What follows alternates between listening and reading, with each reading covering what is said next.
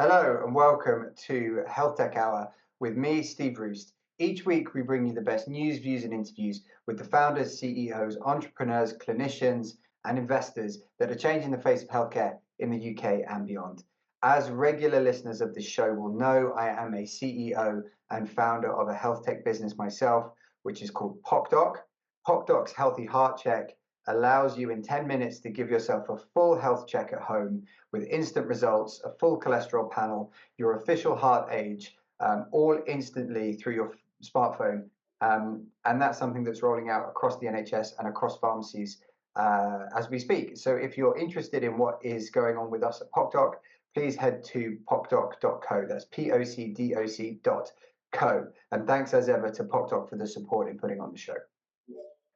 Then, as ever, let's just say a quick thank you to everyone who's listening live on the amazing UK Health Radio. Really appreciate the live platform as ever. There's loads of other presenters doing really great shows, so feel free to check out that content as well. Thank you if you're listening on any of the podcast channels or watching on YouTube, and finally watching any of the clips that we put out on my Instagram, which is at Steve Roest. It's great to have you with us. It's amazing that we have listeners in over 50 different countries every month tuning in. We really appreciate you guys being part of the community. Thank you very much. So the last show that we did with Dr. Sarah Kayat was amazing. So Dr. Sarah told her story of how she's ended up being the nation's TV doctor, in effect. She's the doctor, the TV doctor on This Morning, how she was a GP and then just through serendipity, in effect, has become the face of doctoring on TV. It's an incredible journey, incredible story. And we delved into all kinds of different things, including the importance of accurate, correct, clinically sound advice about all aspects of health, but particularly women's reproductive health, which is why she wrote her book on pregnancy. So if that is your bag and you're interested in that, I would recommend you check out the show that we did with Dr. Sarah Kayat. On today's show, actually, which is our last live show before Christmas, which is coming up, we're continuing our run of really incredible, inspirational people with my guest today, which is Lottie Whyte, or who is Lottie Whyte, the CEO and co-founder of MyoMaster. Now, MyoMaster is the fastest growing health business of its kind in the UK. It's a sports recovery business, does all kinds of different things from ice baths through to massage guns. Full disclosure, I actually bought, oh no, I probably shouldn't say this. I'm not going to say what it is, just in case my wife's listening, but I actually bought something off of MyoMaster today for Christmas. So, for those of you that may be fans of Dragon's Den, Lottie is a veteran of Dragon's Den, and she's sort of got quite a bit of notoriety about putting Steven Bartlett in his place about a couple of things. And finally, Lottie's been really open on her platforms around the difficulties and struggling of balancing running a business, running a really successful business that's exploding, and having a family, running a family. So there's quite a lot to discuss. Lottie, welcome to the show. How are you? Thanks so much for having me. Yeah, I'm good. I'm okay. I'm on the countdown to Christmas, I'm not gonna lie. Yeah, I can imagine. Are you guys going to take time off, or like what happens? Because what happens? We're taking. I've shutting the office for 2 weeks, so the whole team's gonna have a rest. And nice. Joe and I and our family are heading to Sri Lanka for a couple of weeks. So very nice. Yeah, we've had a phenomenal year, which I'm sure we'll get into, and we've grown really rapidly, and we do things with a really lean team, so everybody is knackered and overdue a rest, basically. Yeah, but is this like the busiest ever time now, or is it not that seasonal? Oh, Black Friday is big for us. We had a strong, really big November. And then January is really big again because of everyone getting back into their fitness, thinking about their health goals, etc. So yeah, it's a little bit of a lull. We can take a bit of a rest in between. Yeah. Cool. Well, there's quite a lot I want to get into across all different type of things. But I want to kind of start with, what was your journey like? So I know that you began your career in and around the PR and comm space, I believe, in and around that space. And at what point did you, come up with the idea, not the idea, but at what point did you realize that you might want to go off and do something entrepreneurial? Let's start there, and then that will then evolve into the business. Yeah, it's funny. It's funny because people ask me all the time, like, did you always have a desire? You know, some people are like the people that sold sweets at school when they were 13 and they've got that like tuck shop story. Yeah. I really didn't have that. In fact, when I was growing up, my grandparents had a tea rooms in Folkestone, and I spent a lot of time there when I was younger, and I resented it deeply. And I watched them work like, you know, from 5 a.m. until 8, 9 o'clock at night, every day of the week. It was open. And it was relentless in terms of how much hard work it was. And I really couldn't think of anything worse than starting my own business. Like, it was awful. And I couldn't really understand why anyone would want that kind of commitment. Right. When I came out of university, I kind of fell into a job in PR and advertising.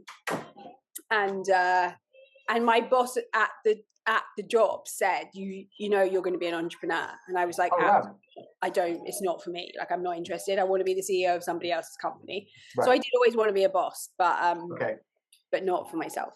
Okay. And why was it that person said, I think you're going to be an entrepreneur? Like, so him and I were very close. He was the CEO of the company that I started working at. He's actually the youngest ever FTSE 100 CEO. He's a kind of remarkable guy. Wow. And he was my mentor, and he gave me a lot of opportunities. And I was very, you know, they have this saying, entrepreneurs, where you have entrepreneurs within a bigger organization. I guess that's what I was. I was coming up with new ideas, initiatives, putting them into play, changing the way the business worked. And without realizing it, he was like, you're basically behaving like an entrepreneur, but you're doing it in this business. And I really resisted it because I just... it wasn't for me. You didn't want your own TV. I didn't want to do it. Yeah. and then at what point did that like shift? It really was led by the idea rather than, I think, my desire to become an entrepreneur. Yeah. So training's always been part of my life. I've trained, you know, pretty much every day since I was 5 years old. In any particular discipline, or just? When I was growing up, I did a lot. I was really into athletics, and I played hockey to quite a high level, and county girls cricket, and I was just super sporty, right, at school. Okay. And my brother played for Crystal Palace, and nice. Dad was like a Marine, and my mum's like 60. She still trains 7 times a week. Like, we're just that family, right, where sport was our thing. Yeah. And as I got older, I was running marathons, and then I got into CrossFit. Okay. I'm probably like more functional fitness training. You might call high rocks training now, but when I started, high rocks is the new thing. It's amazing. I think it's fantastic. Yeah. So I was really into sports, and then Joe, my husband, came up with this product because I married an elite athlete, obviously. He was a professional rugby player, and he had an injury, and he developed this product, and that was a moment for us where we were like, oh, I think this could be a thing. And so it was led by the product and the need rather than like my desire to start my own thing. Is it true that the first product was powerdrill? Yes. Did I read that? It's real, that's really true. And I'm amazed that we haven't been sued. Because we sold hundreds of these, and I'm not kidding. They were B&Q drills that we adapted in our spare room. Right. And sold at like trade shows and at sort of cycle shows. And people always say, like, I think a lot of people, when they're thinking about starting a business, they get caught up in this idea of like the product's got to be amazing and it's got to be perfect. And I'm a big believer in like launching with your MVP, and like the most basic thing you can get out there, go with it.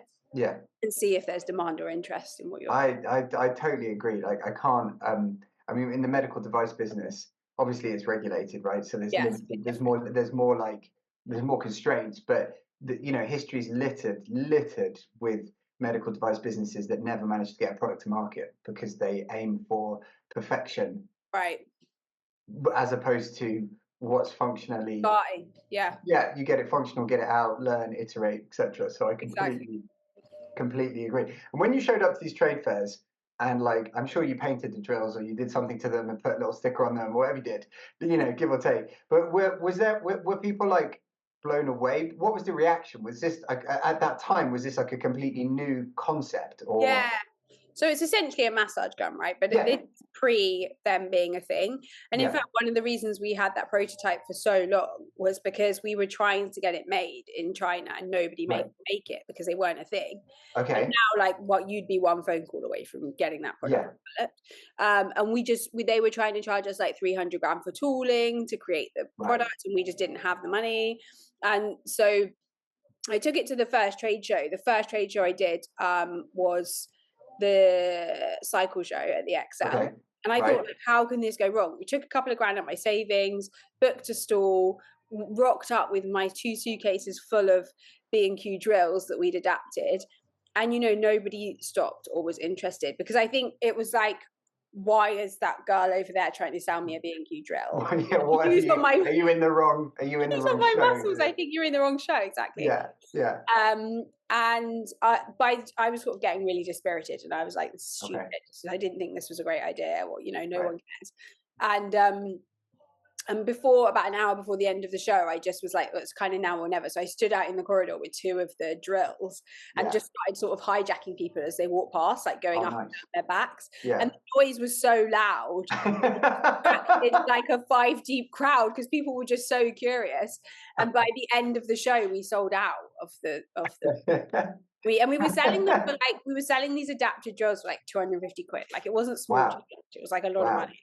Yeah. And I just find that I think that's amazing. I love that. I love stories. I love these. I always love the origin stories. You know, like the road stories. Everyone's sort of got them. Yeah. And so was that actually the light bulb moment, or was there another? Yeah, I think that was the moment where it went from being, you know, something we'd messed about within our kitchen to like, hang on a second, you know, we might be onto something here. Okay, and that was like the first instance, but that's still quite a long way away from actually starting a company and making it a thing. Yeah, it's like you know. So how did that transition happen from, oh my gosh, we might be onto something, to like, actually we're actually in this is a thing? Well, we just kept going to trade shows basically. So like, this was like just about the 6 months before COVID happened, so sort of end of 2019, start of 2020. And I would just work my job in the week, and then at the weekends we'd just pack up the van and go to the trade shows, and I just kept selling the drills, and then we kept reinvesting the money and so on and so forth. And then COVID happened, so obviously there were no trade shows, and I had no experience of running a D2C brand, setting up a website. I don't even know if Shopify existed, or like, it wasn't a thing. No, it definitely was. It was around, but it wasn't a thing back then. It wasn't like, oh, I'm starting a D2C brand, I'll set up. No. It wasn't like shop in a box like it is. Yeah, now. Exactly. So I hired like a designer to build a 1-page website that a friend had recommended, and we built this very basic website. And then I hired an agency using my salary to pay all the bills.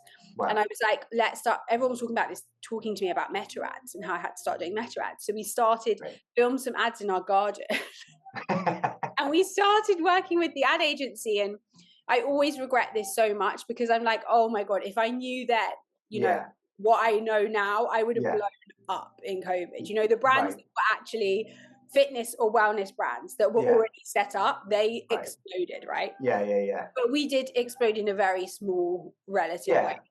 Like a great explosion for you guys. But it was but it was very minimal. And I'm like, no, God, if that happened now, we'd be not that everyone COVID. But let's not. Yeah, I'm not praying for that. But it, you know, if it came now, then it would be we'd milk it. We'd be great. It would be amazing. But anyway, and so after that, at the start of 2021, so sort of like mid-COVID, after we'd done that year of seeing how the ads could work, having a bit of a website, I quit my job. And I was like, let's give this thing a go. Let's have a crack.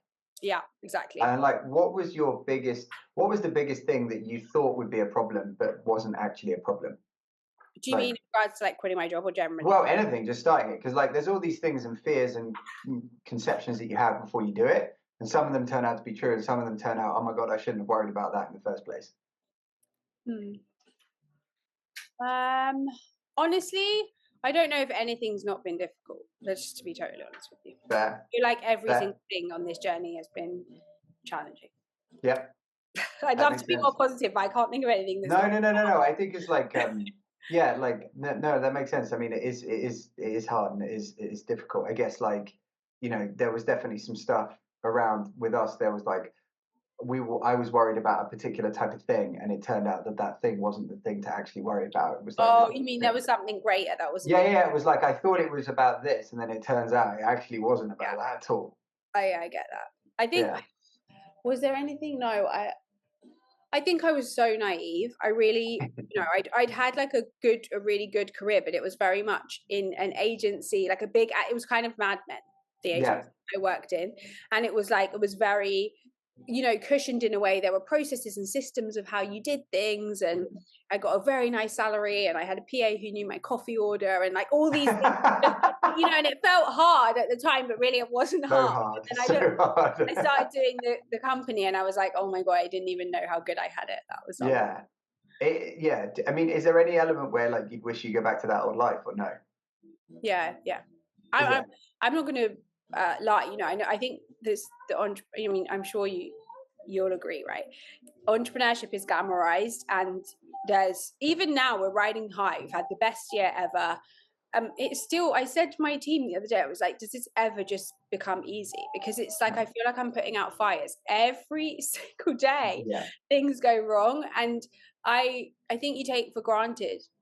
I think there's so much to be said for having an amazing career in corporates or in companies where you get an amazing salary, you progress up the ladder, you have holiday, you have sick pay, you dare I say, get maternity leave. I'm about to have a baby, and I'm like, nobody's going to pay me for maternity leave. Like that, all of these things you take for granted, I think. And I think, would I do it again if I knew then what I know now? I'm not actually sure, to be honest. Well, I say this about this. So I did a previous venture, and now this one, and this was my first sort of like medical clinical one. So my two co-founders are scientists, one of which is my wife, and I'm more of the business commercial person. And thank goodness I was naive about the science. Exactly. It was so much better that way. Like, I mean, there was just such an element of like, this is possible. Yeah, we can do this. And like, but I think you need an element of that, right? You need someone who's like, of course we can do. Why can't we? You need that. Otherwise, I think you maybe would never get there. No, that's true. And like, did you have people? So we definitely did, where they were like, because we obviously in this business there was like we were doing something that was genuinely new, like new innovation, like it had never been done before, and there were people like lining up to tell us it was impossible. So I don't know, did you have a similar experience or no? I think we had people who were just, people close to us certainly, who were just a bit like, why are you putting yourself under all this stress? And as we talked about, before we came on, I was had my first child at a very similar sort of timeline. And so it's like, why are you doing this to yourself? And I was working every weekend, and I think there's just an element of like, you had it good. You need to go and do this. Were you like surprised at yourself, given your background, like you said about never having particularly wanted to be an entrepreneur, but like was there an element of like, I'm not quite sure why I did this, or you were like, no, this is the right thing, or was it sort of? Yeah, I do. I think I'm surprised I've ended up here, but when I look back on it in hindsight, it makes sense. Even though I didn't understand it, I'm a very, as a person and my personality, I'm very suited to be an entrepreneur. Like I'm very much a leader. I come up with ideas all the time. I love to I'm very 0 to 1. I'm like, let's just give it a go and see what happens. I'm a risk taker. All of those things that probably I was probably made to do this, but I, held off for a long time.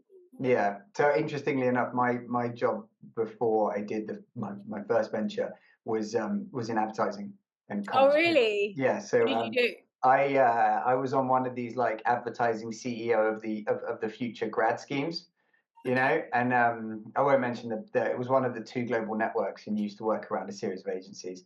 Basically, you end up in one of the agencies, and this is just before the financial crash. It was like peak Mad Men. Yeah. And so the end for me was when my boss's boss's boss took me aside in the pub and told me that I had no future in advertising because I worked too hard for a grad. And I was like, and I'm done. I had a few moments like that as well, which were like, I'm not sure this is for me. I'm not quite sure our interests are aligned on this one. Right, so we have to go for our first commercial break. When we come back on, I want to talk about a couple of things. So one of the things that came up when we were looking, or when I was kind of doing my research for the show, was that you were part of the Black Founders Fund run by Google. Yeah. Which I really want to get under the skin of, because from what I've read about what you posted about it, it sounds like transformational, not just for you, but for others. So I'd love to get into a little bit of that. we obviously have to touch on Dragon's Den. You've told the story like 10,000 times, but we just have to touch on that, and then we can go on to some other stuff. Because I'd love to hear from you a little bit about like what you think where you think the future is in your sector, as opposed to just MyoMaster. We could talk about ice baths as well. So I just came back from Lapland, where we did we were jumping in the frozen lakes and stuff like that. So, and the kids as well. So we got them in there. No hypothermia. So anyway, we'll be back in 2 minutes after this break with my guest today, Lottie Whyte, who's the founder of MyoMaster. We'll be right back. Hello, welcome back to this week's HealthTech Hour with me, Steve Roest, and my guest today, Lottie Whyte, who's the founder of MyoMaster. So, Lottie, why don't we switch gears a little bit? I want to talk specifically about the Black Founders Fund, Google Black Founders Fund. So, because I read, I think it was on LinkedIn, on one of your posts around how transformational and important that had been in your journey. So, could you maybe just explain a bit about what it is, how you came to be involved in it, why you think it's so important, and we can kind of take it from there. Yeah, I came to be involved in it because actually for 2 years, other founders that I knew had been telling me to apply for it, and I didn't apply because I didn't think the company was tech focused enough for Google. Okay. And that's a kind of classic example of when we kind of talk ourselves out of something that, you know, could end up being an amazing opportunity. And I ended up applying for it in 2023 last year, and I submitted the application like literally 2 minutes before it was due in at midnight, and I was like, my phone kept cutting out, and it felt like it really wasn't meant to be, because I was like, I had to record a video and all of this stuff. Right. Anyway, I think 4,000 companies applied across UK, Europe, and Africa, and they selected 40 in total and 10 in the UK. Okay. Of which MyoMaster was one. And for me, it was really so necessary, because I quit my job at the start of 2021. 2021 went quite well. We raised a bit of money. 2022 was a complete disaster. I messed it up and I spent the money too fast. And I just didn't know what I was doing. And then in 2023, we got this investment from Google. Oh, did it come with it came with some investment? Yes. Oh, nice. And aside from the money, the thing that was aside from the money, the thing that was amazing about it was just the kind of I guess getting the thing was a huge like boost for me. It was like a validation, approval. It was validation, that I just, after having had a really tough kind of 12 to 18 months with the business and feeling a lot of doubt around whether I could scale it, it really propelled me on and gave me a lot of belief. So that's one element of it. Secondary, they opened up access to basically everyone in Google. Right. So you have access to these incredible brains and incredible minds, which is really helpful. And lastly, and probably the most fundamental thing, the 9 other founders in the UK are now my best friends. Basically, that's great. And I think you need a tribe. I always say this to people. I'm like, starting a company is a bit like when you first become a parent. It's like there's no point talking to people who don't have kids about, being up at 2 a.m. and how tired you are, because unless you've done it, you just don't get it. It's hard to understand. And I think it's similar with founders. I think you need to find your tribe of people that you can call when you've been rejected by the 30th investor and you're doubting yourself, and all of those moments. You need people, and those people have really become my tribe. And so that's really helped me on the journey. It's been really powerful for me. That's awesome. And just for the sake of everyone listening, because we're a broad church, why did Google feel like it was necessary to do something like this specifically for Black founders?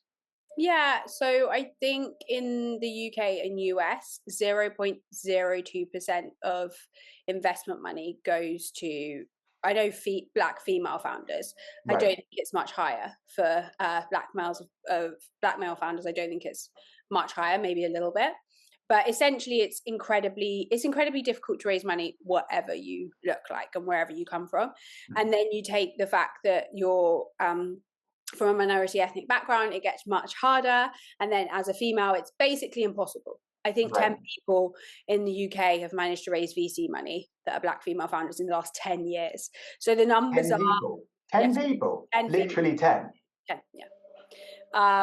And then that's blowing me away. That's a fact. I know that for sure. No, I'm not challenging. I'm just blown away. I'm not. No, I think it's 11.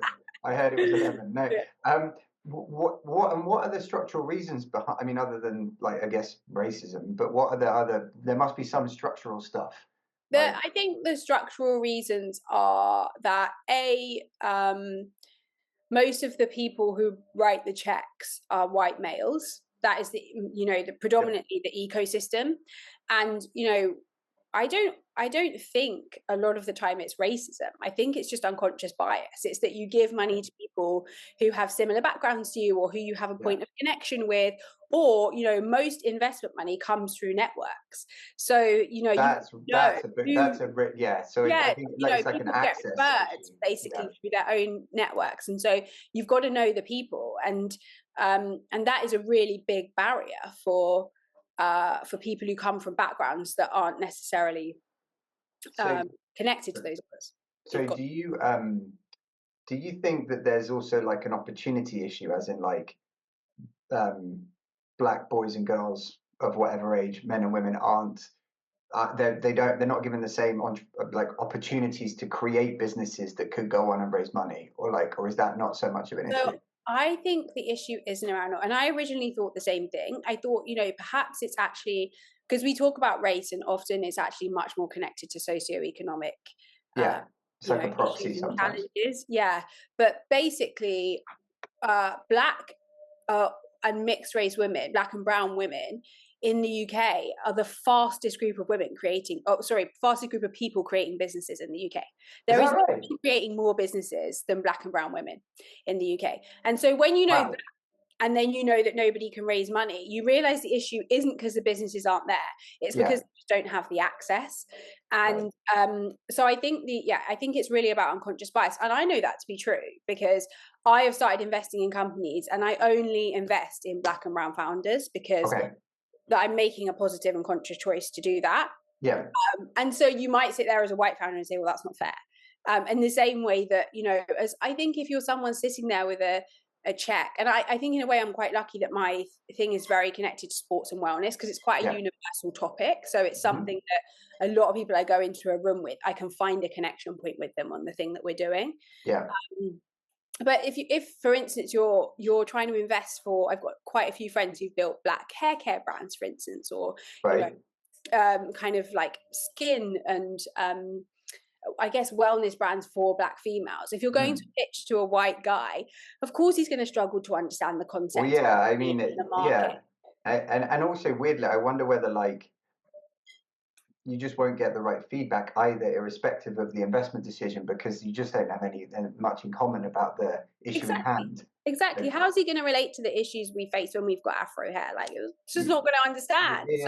You're already at such a disadvantage, when you're particularly at the early stages, right, where so much of that early stage investment is based off of feeling and emotion. Exactly, and essentially they back people. You're just totally right. People's and ideas off of paper, and it's sort of like, oh, I get that problem. Yeah, I think that makes sense. Yeah, all right, okay, I like you, and then off we go. Yeah. So it's amazing what they did, but I think what's interesting is that I think they started the fund just after George Floyd, so it was very connected to kind of macro issues and things that they were seeing, and I guess you could say trends. And I don't know if they're continuing the fund next year. I think they're deploying the cash into AI. So I mean it's and that is kind of, I guess I would say it's not criticism against Google, because I will never be anything but super grateful for what they've done for us. But I do think it's emblematic of the way that organizations work and the way that we sometimes follow trends, but this isn't a trend. This is a reality Is it like a bit tokenistic?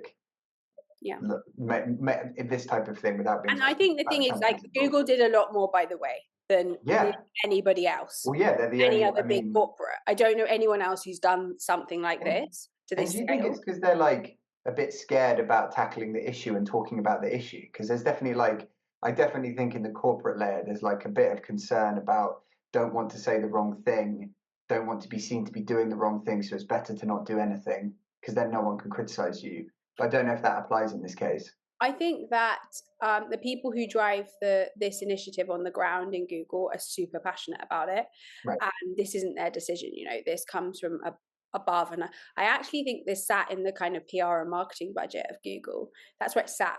So Right. so that's what you have to think about. What is PRable now? What is marketable now? What's trendy now? From there, that's the way they're thinking about it. What are some of the most successful businesses that you're aware of, VC-backed businesses founded by Black and brown people? Just curious. It's not a trick question. I'm genuinely curious. But it is. Well, I mean, I'm particularly focused on female founders, but if you look at Emma Grede, who I don't know if you know her, but she's from Southeast London. She's basically behind all of the Kardashian brands. So she set up Skims with Kim Kardashian. She set up Good American with Chloe. She set up Safely with Chris. I think her combined value of the companies that she runs with the Kardashians is in excess of 10 billion. And she has recently set up her own family office and is deploying capital into Black and brown founders, female founders. How did she get into that gig? It's really, I mean, she's phenomenal. And the thing is, apart from her, I can't tell you one other Black or brown female founder who's gone on to really scale a business. There's some of us kind of coming up now whose business is getting to 8 figures. Right.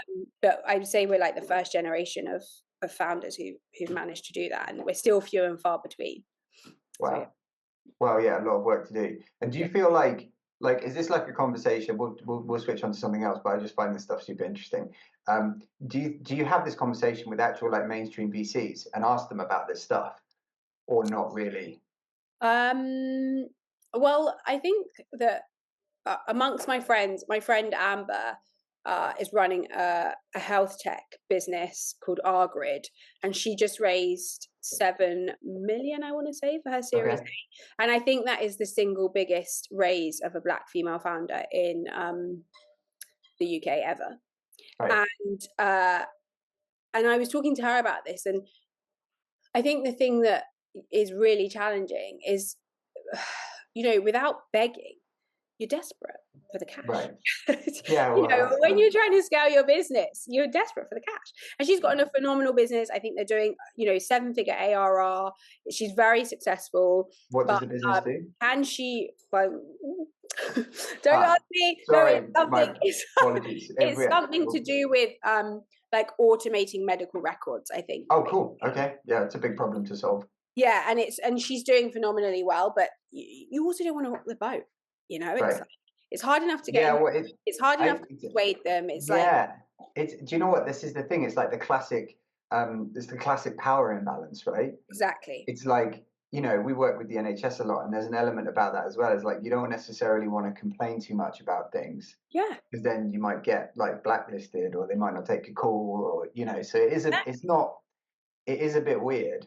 It's a challenge for sure, and I think there's a lot many of us would want to say, and I think I always say the quickest way for me to have impact in this space is to make my business as successful as possible, and then to repay the funds back into the ecosystem and to support other people coming through. And I can't do that unless I build the company to big enough that I have the funds. Basically. Yeah, amen to that. That sounds like a great philosophy. And then we're not worrying about relying on other people. We need to build an ecosystem of ourselves who've built wealth, basically. And what's the vibe like in kind of the tech scene in Africa at the moment? Because I don't know anything about it, but I imagine it's wild, like super exciting. I think it's incredible. I mean, I saw some stats because Google do a lot of work there as well. Because Jack Dorsey was like, Africa's the next big place as well. Yeah, that a couple of years ago. There's so much opportunity there. It's absolutely crazy. And I think there's a lot of people out there doing phenomenal things. But obviously the ecosystem is just completely different. Like now.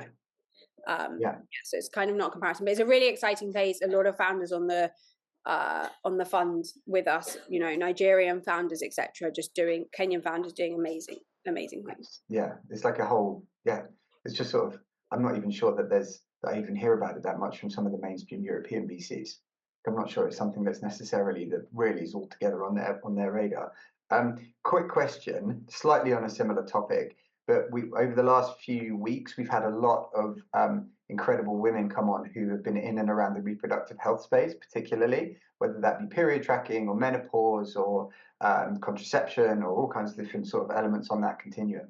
And one of the sort of ongoing discussion points, and it is a discussion, it's not like anyone's come out one way or the other particularly strongly, but like there's at the moment, like there's a number of businesses, women's health businesses, that have been founded and are run by men. Oh my God, yeah. So it's like such a hot topic in all my founders groups of everyone. Right. Yeah. So where do you kind of land on this thing?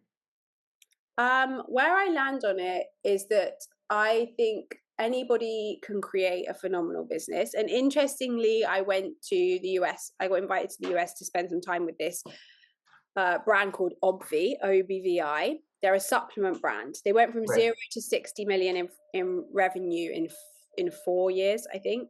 Wow. They're principally D2C, and they sell supplements for women, right? Okay. Principally kind of like 30 to 55-year-old women. Yeah. They're like kind of weight loss supplements, they're hormonal regulation, all of that kind of stuff. Okay. And it's run by 3 overweight guys, basically. They're this by their own admission. And they don't understand necessarily the consumer, but they are incredible business people. I mean, I learned so much spending time with them. And so, you know, I think it's complicated to say one way or another. I think anybody should be allowed to create any business as long as they're, you know, behaving properly and putting good back out into the world.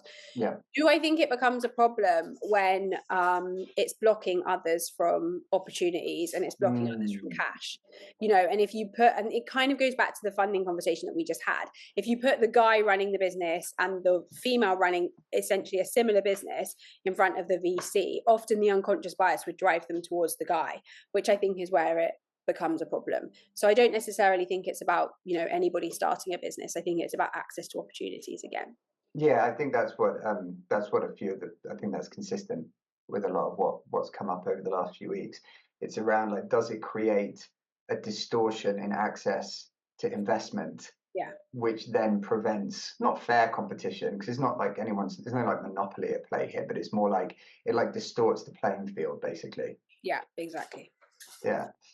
Right, so we've come up to our final break, so we're going to take 2 minutes and then we're going to come back. I want to hear about let's dig a little bit into what's next for MyoMaster. We're like, what's the current, what's next, what's the vision, and then we can touch on, you know, Dragon's Den and stuff like that. But I just feel like that's probably been done to death a little bit. And there might be some more stuff that we can talk about that might be more interesting to you and more exciting. But we'll be back after this short break with my guest this week, Lottie Whyte, the founder of MyoMaster. Hello, and welcome back to the final part of this week's HealthTech Hour with my guest, Lottie Whyte, the founder of MyoMaster. Right, so Lottie, you run or founded MyoMaster with your partner, which is something that I can empathize with, having founded PocDoc with my partner. Like, how have you found that? And then I'll tell you how I found it from my perspective. But what's like the, you know, the 2-liner on the whole experience, do you think? The 2-liner is beginning phase awful. Now much improved and grateful for the opportunity. Okay, good. I guess my 2-liner is always like, when it's good, it's awesome, really awesome, and when it's bad, it's really tough, really tough. Right. Yeah, and like not being able to like switch off either. Like work comes home with you the whole time. But I also think that's a real benefit, because I think that running a startup is so all-consuming that I always say, if I wasn't married to somebody who was also involved in the business, I feel like I might be divorced, because they'd just be like, oh my God, this is taking up too much of your time. I don't get it. You know, you're not present or whatever. Yeah. But, you know, if I have to work 7 days a week, he's like, he understands because he's part of it too. Yeah, I completely agree with that. Sort of like, you know, you're all in on the whole thing and everyone benefits. So I can't like what's even worse though is like I can't imagine having just a normal job that you have to do 7 days a week, and then like then your partner's being like, what are you doing? Yeah, well, we did have that for many years before we started the business. And it's funny because I worked in an ad agency and Joe was a professional rugby player, so and I'm not interested in rugby and he's not really interested in advertising. So the conversation was definitely not as evolved as it is now. And I think it's actually an amazing connection point because you're doing this thing together. It's a shared dream and a shared vision. We certainly have lots to talk about. That is true. One of the things that we've tried really hard to keep a lid on but failed from time to time is sort of like when you disagree with your partner, it's quite difficult to sort of stay within the boundaries of like business, if that makes sense. Like it can like bleed out quite easily into like, and you forgot to do this and you forgot to do that. Yeah. I mean, I don't think we have, to be totally honest, we don't have that many boundaries. I mean, I'd love to say that we like never talk about it when we get home, but like some of our best like conversations are in bed at 2 a.m. Like, oh, did you think about this? I've thought about this. But I think you kind of have to embrace that to a degree because I think that's part of the beauty of it. The key thing for us has just been we have really different roles in the business. It sounds like you guys do too, but we're responsible for very different things and we bring very different skills to the table. So I think having that clear line about like you own this and I own this is important. Yeah, I think that's also been helpful from when we've been speaking to investors and things like that to have like those separate roles, so that they can understand, oh, this is not necessarily just like a man and wife business, which they're not generally so keen on. But that makes sense. So what's next for MyoMaster? Where are we? What's the vision? Where are we going? What is 2025, 2026? Like, what's the vibe on this whole thing? Yeah, the vibe is the last 2 years have been sensational and we've grown kind of 700% this year. Wow. We're one of the fastest growing wellness brands in the UK. And we've really evolved the business from being a sports recovery business, which is kind of the initial iteration of the business. We really sold to kind of athletes into much more of a wellness business. And, we talk about ourselves as wanting to build the home of human optimization. And that's like, how do we give tools, products, and education for people that they can use in their everyday lives to improve their performance and how they feel? And so we're approaching it kind of category by category. Right now we're looking at hot cold protocol, and so we've got pictures and ice baths and lots of kind of ancillary products around that, and we share lots of information with our customers about how you can really use those to optimize your overall health. And I think this has been a big jump for us in that a lot of the products we launched at the beginning were very much focused on, okay, you've gone out and done a 10K run, how can you recover your body? And now, when you sell something like ice baths and you're helping to educate people, you understand that whilst there's a lot of physical benefits to cold water immersion, there's a huge amount of mental benefits. And a lot of our customers use the products because they take 5 minutes in their morning and they come out feeling like they've drunk 10 coffees and they can face the day. And that's a mental benefit that they need to manage all the things in that, their families, their jobs, all the things they have to juggle in the day and the overwhelmingness of life. So the next protocol for us after hot and cold, we just released our first sauna, which is sold out. I saw that. Yeah, which we can't keep in stock. And we've got another couple of versions coming out, different types of saunas coming out to cater for all of our customers. And after that, we're really looking at sleep as a protocol, what kind of products we can give you to help improve that. Because obviously, all of the stuff we're selling is great, but if you're not having a good night's sleep, none of it really means anything. And like did this kind of, because what you've done, it sounds like, or are doing, is like evolving from a simple business that sells products to people to service needs, specific tight needs, like, oh, I went on a run, my muscles hurt, I need to solve that, into almost like a pathway provider to improve your health, focused on specific channels. Like, did that insight come out of like customer feedback?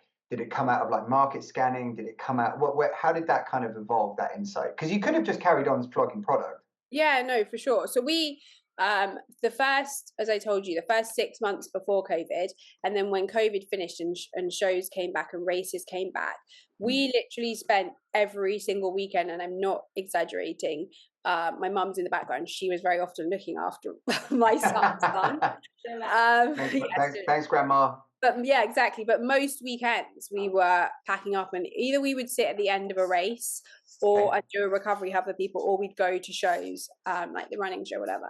And when we would just have thousands of conversations with people basically, and we start to understand like, okay, you're a runner, but also you have all of these other challenges that you're facing in your life. And our core customer is really sort of like 32 to 55 years old. They are in that phase of their life where they're starting to think about their health because things start to go wrong with your body in a way that you don't feel in your 20s, or you're not. Unfortunately, I can attest to that. Most often.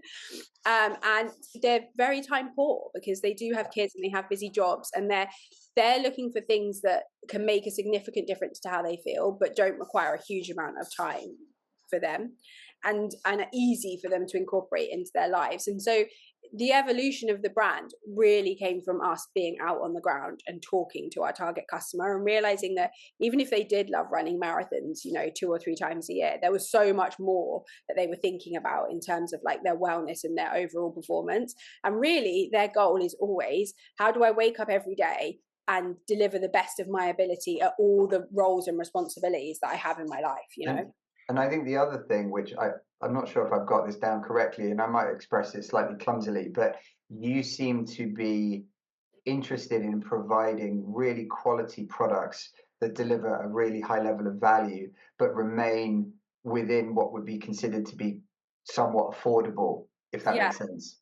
It is. Do you know where I'm kind of getting at? You have to be cautious about that, right? Because everything's relative, and yes, exactly. So I'm being slightly careful with how I say things. Yeah, I'm always really conscious when I say that we kind of pride ourselves on affordability, because it's relative. Yeah. I guess, we talk about that in the context of the broader market. And for us, it's like, we never want to compromise on quality. But this really has been driven by Joe, my co-founder, to be honest, who was an elite athlete at the, top of his game. He played for his country.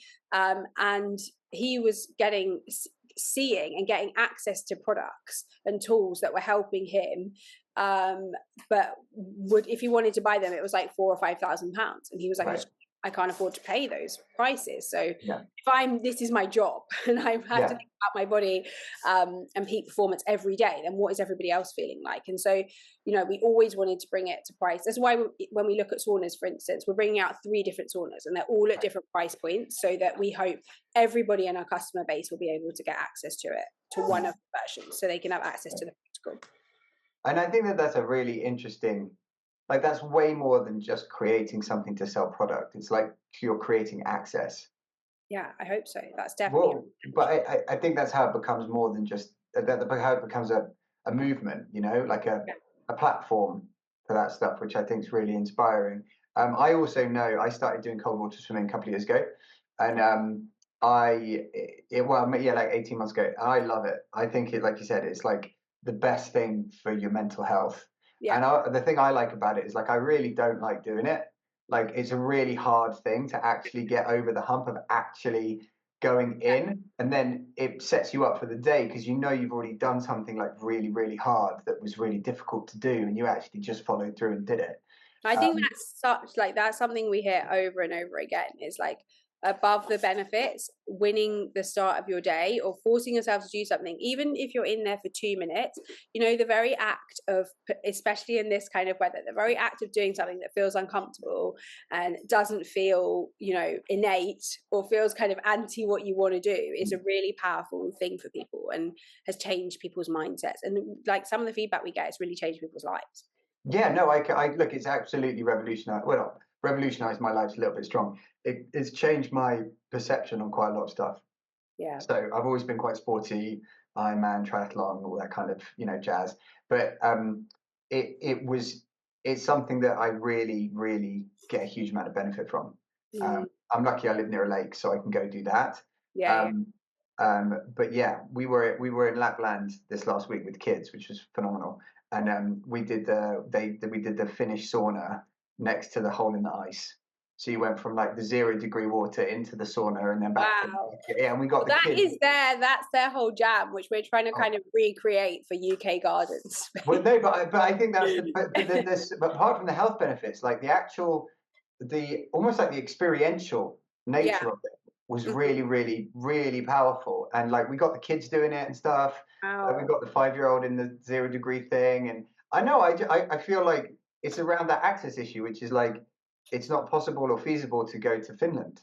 Right. Right. But like, actually, there's still a huge amount of benefit from that. And you're kind of putting that together, which I think is fantastic. Thank you. Yeah. So I guess in the last part of the show, we've got 5 minutes left. Well, more like 3 or 4 before the producer cuts it that we have to kind of finish. But I like to use this like a time to just sort of like work with, or talk to the guest and like reflect a little bit about like, what have some of the mottos or not or phrases or mindsets that you've relied on your journey that you might want to like pass on to the people listening, who may or may not be going through something similar or thinking about it or whatever. But basically, what has it gotten you? You know, like you said, it's all difficult. It's always hard. So what has kind of kept you going? I think one of the phrases I love is, if you don't quit, you will win. And I think so much of this journey about starting a company or anything that you're trying to achieve, so much of it is just about staying the course. And, you know, a lot of people say that or founders fail or entrepreneurs fail because they run out of money, and a couple of like other traditional reasons. But I really believe that like, if you just keep getting up every day and you keep showing up and you keep giving it your best, like eventually you will win. And that's certainly been true of my journey. It wasn't like straight out the gate this thing went phenomenally well, and it's never stopped since. You know, I had a hard couple of years where I wanted to quit basically every day. Yeah. I couldn't see the wood for the trees, and I'm like, oh, we're finally starting to see some success now, and I'm sure that will ebb and flow. But I think there's so much power in just staying the course, basically. And like, what kept you going? What kept you not quitting every day when you wanted to quit? Honestly, probably just my ego. Probably just like, you know, I wasn't going to be the person that failed. And like, yeah, just like, I don't want to give up. I don't want to fail. So, yeah. And do you feel like it's your background in sports that, or were you just like that anyway? Like it's connected? I think I've got a bit of a chip on my shoulder, and I've got a point to prove. So, you know, and I'd had this conversation with someone recently about that. I think most entrepreneurs, you know, either are like deeply insecure or were when they started, or they've had some trauma in their, you know, background. And as a result, they've got this, they have to do this thing. And I think that drives maybe every entrepreneur I've ever met has some kind of story like that. And certainly for me, it's like, I've got a point to prove. And I want to, and I'm proud that I get to, you know, wake up every day and do something I think that puts good out into the world. I'm sure you feel the same. I don't know how I'd feel about doing something that wasn't as kind of positive for people. But yeah, I've got a point to prove. I think, I mean, the thing for me is like, I'm a huge believer in the power of the mission, whatever the mission is, you know, and it's personal to whoever, and it's different. And some people feel really strongly about one thing versus another. But I think if your mission is big enough and your so what is big enough, that can get you a really, really, really long way. You know, and for me, I agree with you. I mean, there's a particular reason that I do what I do, you know, and it's a lot of entrepreneurs have a similar thing. You know, there's just something that's happened that just makes us look differently at the same set of circumstances from somebody else, and just kind of want to just run through brick walls. Exactly. Exactly. So we've come to the end of the show. Thanks for having me. I really enjoyed it. Thanks for coming on. I'm sorry we didn't get to talk about Steven Bartlett, but I hope that's okay. You know, really appreciate you coming on. And yeah, thanks to everyone for listening. Thank you. Oh, by the way, hold on. Where do people go if they want to get any of your products? Yeah, head to MyoMaster, MyoMaster.com, and you can shop everything there. They're amazing Christmas presents. I can confirm that. And there's a very lucky person in my family that will be getting something, which I'm not gonna spill the beans on. But yeah. Anyway, thank you very much for listening. Thanks for coming on, Lottie. Much appreciated. Thank you so much. Cheers.